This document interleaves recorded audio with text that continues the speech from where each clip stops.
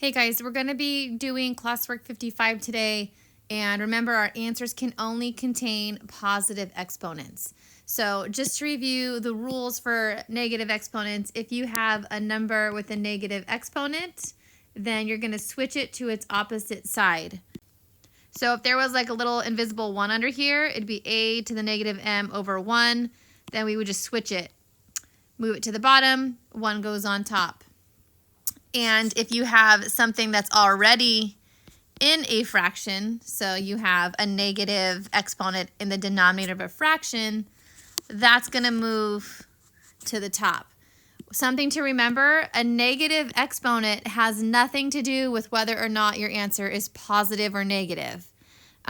It's just going to move the term either from the bottom to the top or the top to the bottom.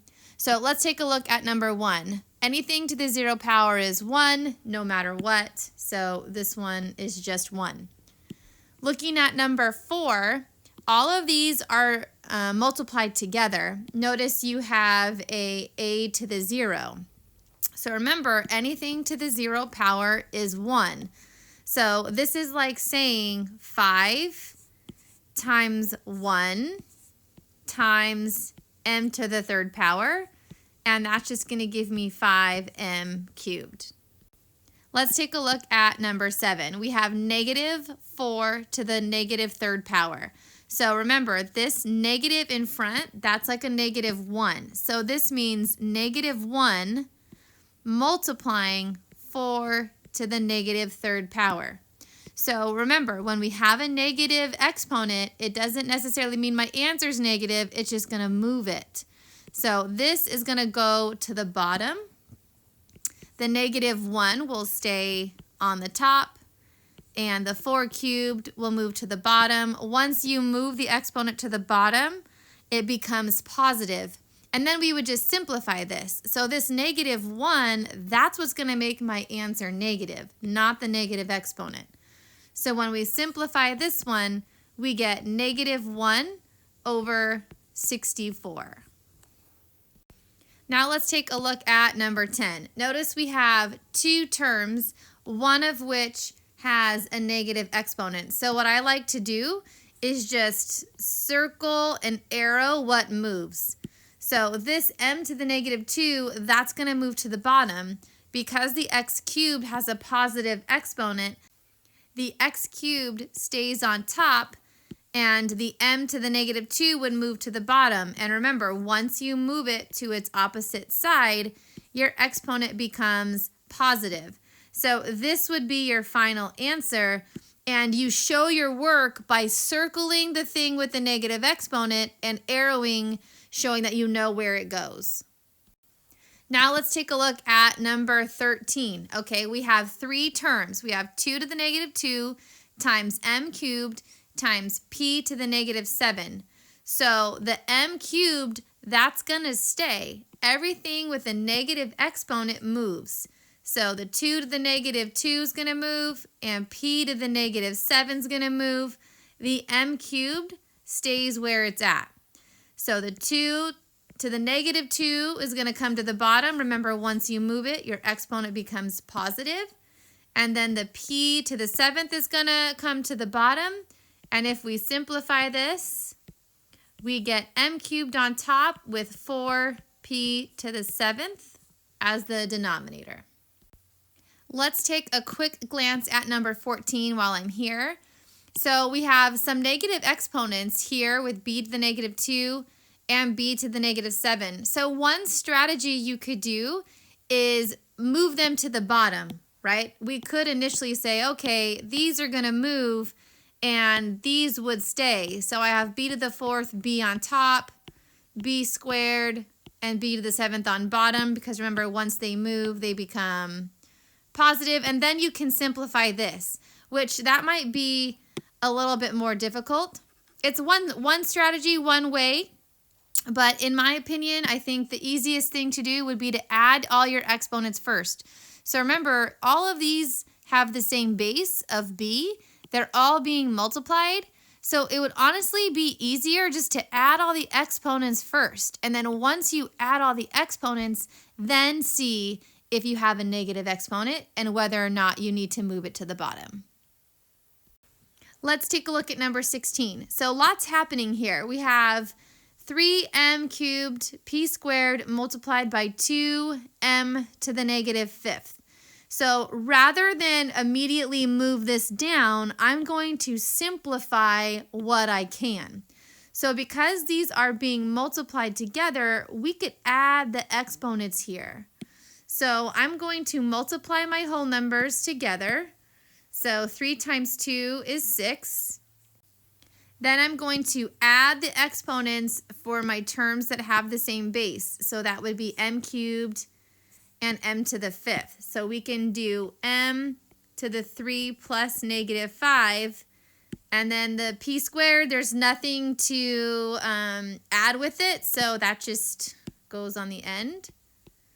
So now we have 6m to the negative 2 p squared.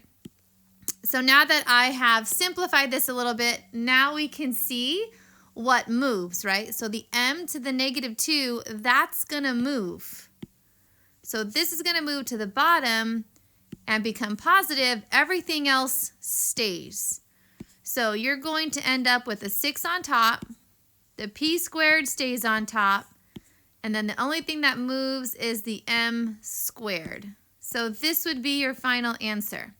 This is not the only way to do this problem. You could have moved this down in the beginning, and then you would have subtracted exponents, and then it still would have been on bottom, but I just find this to be the easiest way. Simplify what you can first and see if you need to move anything once you get to your answer. That's something you also want to try here.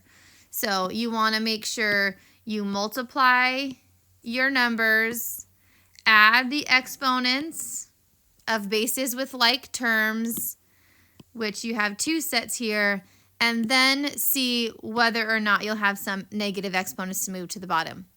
Let's take a look at number 19.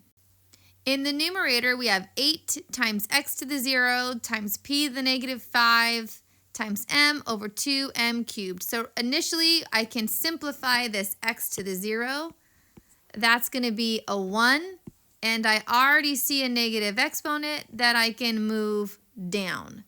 So let's rewrite that. We have 8 on top, m on top, and then on the bottom I have a 2, and then I have an m cubed, and then I moved down p to the fifth. Hopefully you notice that you can simplify these two things, right? So 8 can be rewritten as 2 times 4. So I'm going to rewrite it as 2 times 4.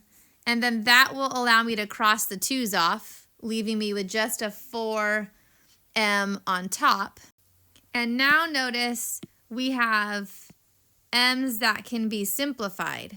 So if we subtract these, because that's the rule, right? So we have m to the 1 on top and 3 on bottom. If I subtract 1 minus 3, I get negative 2. So here's where you just have to look at your m's and figure out where are there more m's. So there's more m's down here, okay? And expanded form can help you figure this out too. If you have 1m on top and you have 3 m's on bottom, you can cross one set off, and then you'll have 2 left on bottom. So when you simplify your final answer, you'll have a 4 on top, you'll have m squared on bottom, and the p to the fifth that was moved in the very beginning because it had a negative exponent. So 1 minus 3 was negative 2. Because it'd be m to the negative 2, it would go on bottom. If that's confusing, just remember what expanded form would look like, and once you cross things off, where are the m's left? If they're on the bottom, they stay on the bottom. Number 20 can look a little bit scary, so I will get you guys started on that. These are being multiplied together. So that means you can multiply this numerator with this numerator. So let's go ahead and do that. I have 2 times 3, which is 6. And then I'm going to keep my my terms in ABC order because that's technically how you should write them, standard form ABC order. So the m squared would come, then the x to the negative 5, then the y cubed, all over this being multiplied together. So I'm going to just rearrange it, putting it in standard form. So it's m to the 5th times 2 times y. So I have 2 times m to the 5th times a y. Notice I'm just kind of lining them up underneath their like terms. And now we can start to simplify. So these 2's, you can cross them off because 2 over 2 is 1. You should be able to simplify the m's because you have 2 on top, 5 on bottom. So when you subtract those, think about where are more of your m's. You have some y's that you can simplify. So you'll have 3 minus 1 is 2, so your y squared would be on top. And then you have nothing to combine with this x to the negative 5, but your answer can only contain positive exponents. So you want to take this guy and move it to the bottom. Make sure that when you write your final answer, your terms are in ABC order. Hopefully this video was helpful for you as you complete your classwork. Please make sure you box or highlight your answers and make sure you submit your classwork before 11:59 p.m. You have no homework, and I will see you guys on Tuesday. Enjoy your 4-day weekend.